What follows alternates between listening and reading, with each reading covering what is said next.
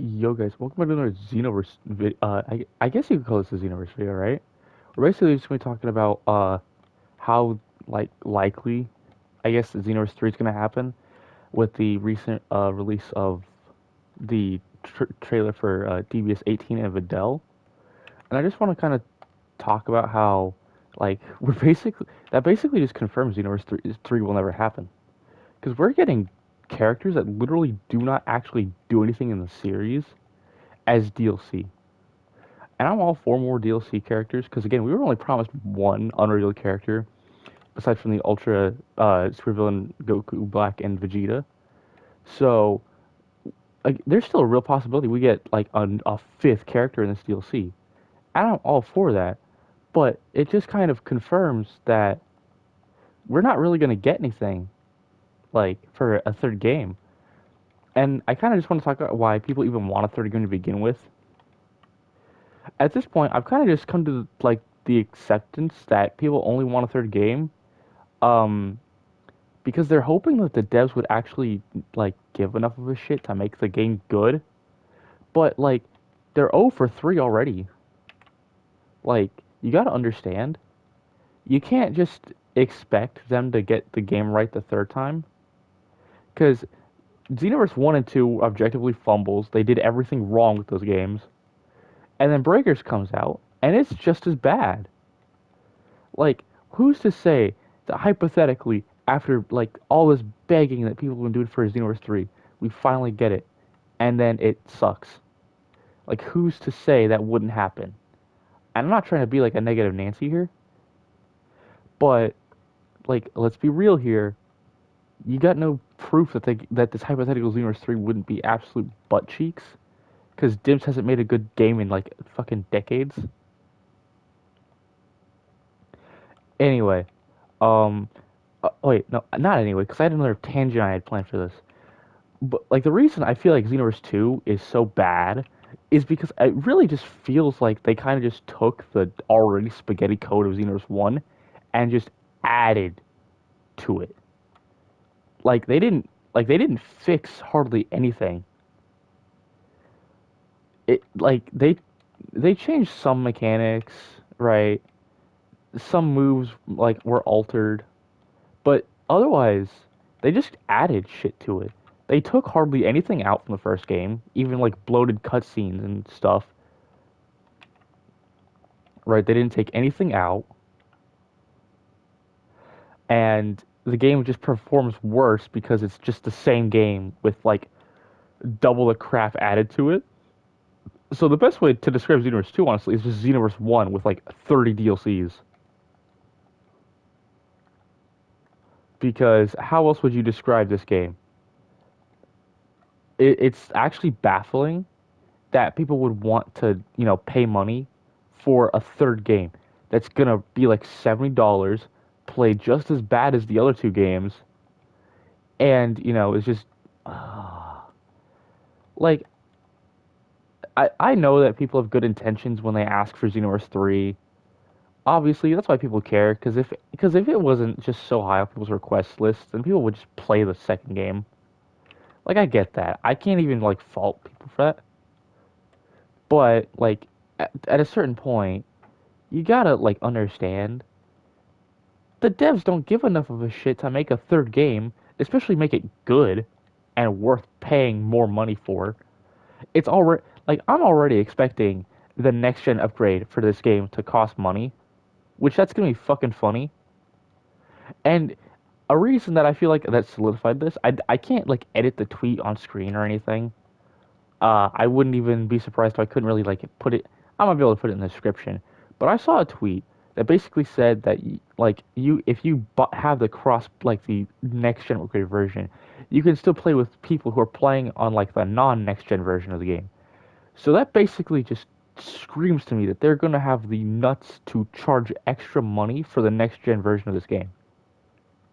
They're gonna have the oh yeah, the grass has more like the grass has a better texture in like some of the maps. Are you kidding me, dude? This game is not like the game literally getting a next gen upgrade kind of just confirms it. See, Xenoverse 3 will like it might be a sparking zero situation where by the time we get Xenoverse 3, people will just forgotten that this game existed. Although people never forgot about Tenkaichi 3. That's the thing. I can't even use Tenkaichi as like a reference here because people play Tenkaichi. Like it's still like it had like major mods that literally just like added all of Dragon Ball Super into the game. Xenoverse 2, actually no, Xenoverse 2 has gotten shit like that. They basically ported all the bullshit that's in Heroes into Xenoverse. Which, by the way, it's worth noting that this is literally Heroes, but without Heroes. It's actually just disgusting. I could understand this many DLCs being in a game where like this if it actually had Heroes content, but it doesn't. So you're actually just like, bruh.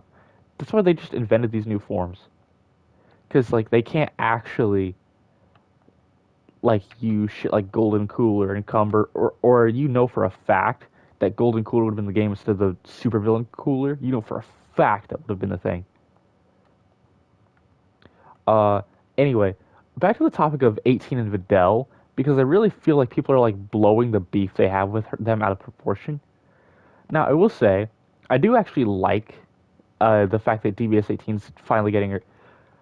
Oh wait, before I actually, give credit where it's due for them actually like looking like they're gonna be fun to play, I gotta talk about how actually stupid it is that they're not just like uh, what's like gift presets for the custom partner versions. I don't know why that's not the case. 18 and Videl already have unique costumes for their custom presets with the Santa and the swimsuits. So like, why not just make the DBS versions of these characters the same thing? I mean, well, actually, I know exactly why they wouldn't be able to charge money for it. Like, I don't want to be so super negative, but that's the reason that they're like doing that is because they'll be able to charge money for that. They can't charge money on a like something you can just buy with TP metals. They can't do that. TP metals are too easy to get. All right. Anyway, yeah. Enough ranting about what's wrong with it. The fact that they actually have like relatively decent moves, at least from the look of it, is nice. We don't know what their ultimates do yet. They went out of their way to not show their ultimates, and we haven't gotten any actual moves. Like for all we know, that like giant energy ball that God Vegeta does in the trailer, that's just unique to a cutscene. For all we know, like I'm not saying it is, but it could be. It wouldn't be the first time there have been like cutscene specific attacks that don't actually show up in the game. That's happened a couple times in the game. So, I mean, it could happen. Then again, we could actually get a fifth character. And I mean, I wouldn't be against that because, we're going to get like 12 parallel quests. I feel like that's important to know too. It See, I really want to give this game like shit, but it seems like they actually really stepped up the quality of this DLC. This is going to be the most like this is going to be one of the most character heavy packs we've gotten in a while. When was the last time we got 4 DLC characters in a pack?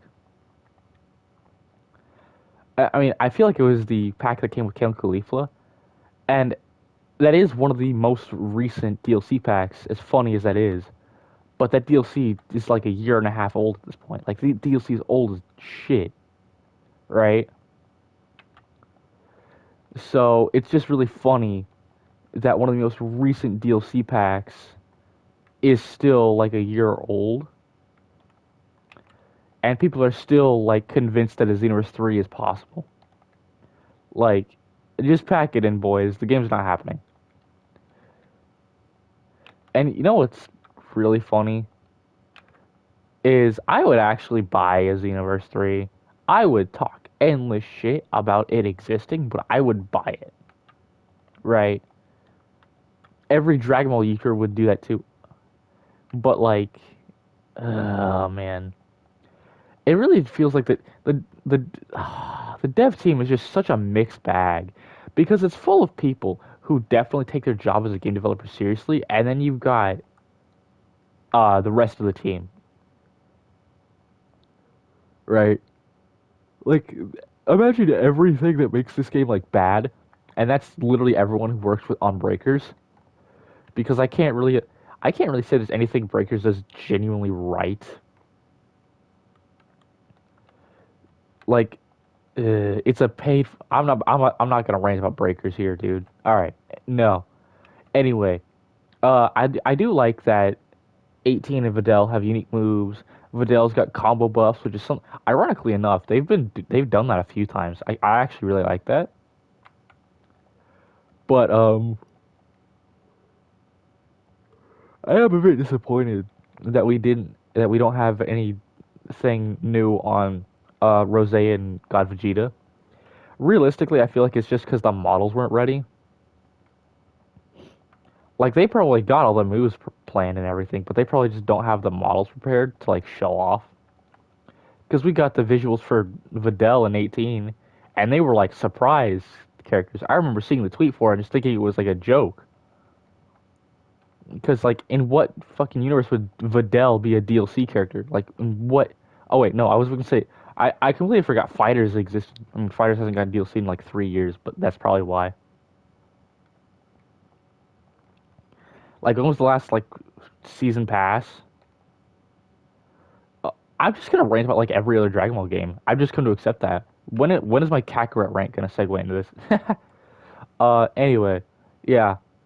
Um, I'm excited. Sorry, I'm excited for the DLC. I will definitely play it. Make some videos on the moves. And do that kind of shit. Um, I might even. I do actually hope that Steto J's right, and we do get a Ultra Super Villain form for our custom characters. Because when DLC, I don't know how many of you guys remember this. I don't know if many of you guys were even playing that much when DLC 6 came out. But when they teased that extra story, they made it sound like you could choose to like be evil, when really they just was like, oh yeah, you can do something that kind of affects history, but since it's like a micro history, it doesn't actually matter that much. That's why it's cool that you do that. And that, like that's lame. I'd actually much rather Fu was like actually evil, because that would make it more interesting, I guess. I don't know. Anyway, that's enough of my rants. Like I feel like this might actually be the best DLC. I'm not even kidding. It's gonna have the most parallel quest of any DLC we've gotten. It will realistically have the most moves,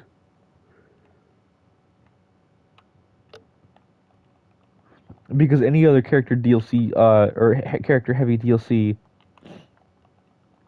usually had a bunch of moves come out in the TP Metal Shop.